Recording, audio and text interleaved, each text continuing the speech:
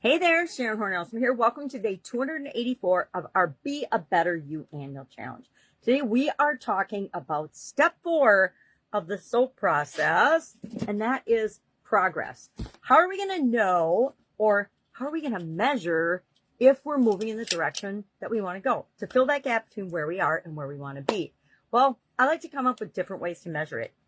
And this is actually one of my favorite areas to start with, physical area and aspects of our life, because almost everything in it is actually measurable. A lot of different areas that we've talked about this year have been very, very subjective. It's why we take and we apply things like the urine analysis to different options as we're analyzing them, because there's so much subjectivity and there's so many differences between the different options. If we can find a tool or a framework that will help us to get a clearer picture on what to do next, we don't have any of that analysis paralysis. I don't know, maybe that's just me. I definitely tend to overanalyze everything to death.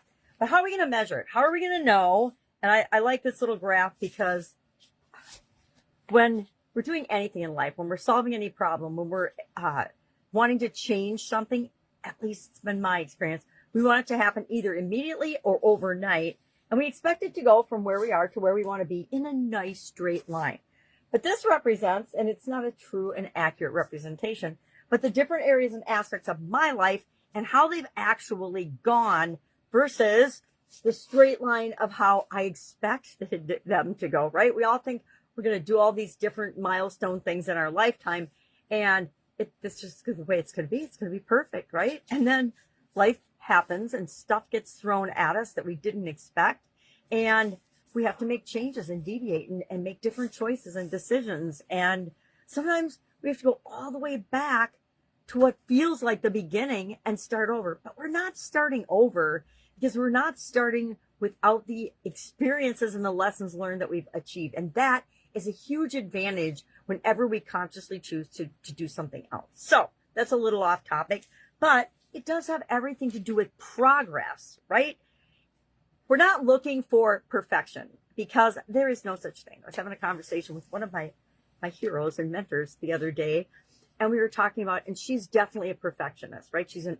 I admire her so much, and I'm like, oh my gosh, she shared a blooper reel, and I was so excited, because I'm like, I always thought she was just perfect, and she just did this stuff in one take. Well, no, just like everybody else behind the scenes, sometimes it takes us 20 times to get something to the level that we want it to be, depending on what it's for.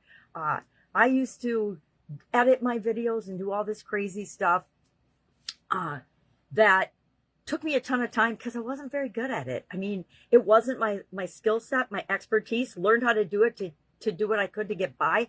But it's like thumbnails on YouTube. I'm not good at them. I just wing them and throw them up, because that's what I was told by the experts you have to do to get attention. Well, I don't really want that kind of attention. I just want the people that I'm here to speak to pay attention to my stuff. So anyway, how do we measure? How do we know we're making progress?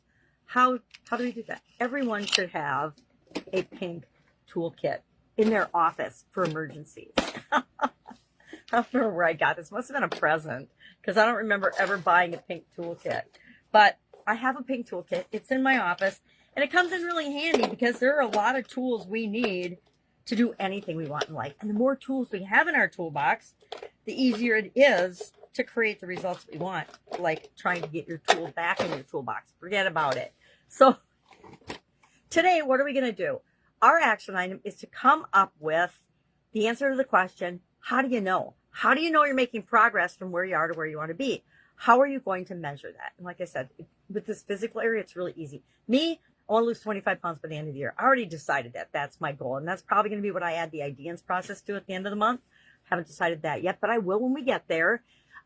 But for this, that I set a very specific goal. It's pretty easy to measure if I'm getting there or not, right? I just hop on the scale and I'm either going toward that or I'm not, right? It's pretty simple. I'm either drinking 8 glasses of water or I'm not. I can measure that. I used to take, my dad taught me this trick after my sudden cardiac arrest. He's like, take Post-it notes, because I worked at 3M his whole career. And so he was there during the development of Post-it notes, and we were definitely a Post-it note family. So he would say, just take a pad of Post-it notes, set it on the counter, buy a glass of water somewhere where you'll walk by every day, and just every time you drink a glass of water, put a little hash mark and then fill it up again and put it back down there. So every time you walk by, you take a drink of water. And I tell you, it made it easy for me to drink 8 glasses of water a day. And prior to my sudden cardiac arrest, I don't think since high school I ever drank more than a glass of water a day, or unless I was outside doing something active in the summertime. No, I was a coffee and pop addict by every sense of the word. Now, I gave up coffee after my cardiac arrest for 5 years. Then I found out it was good for my blood type, and so I started drinking it again.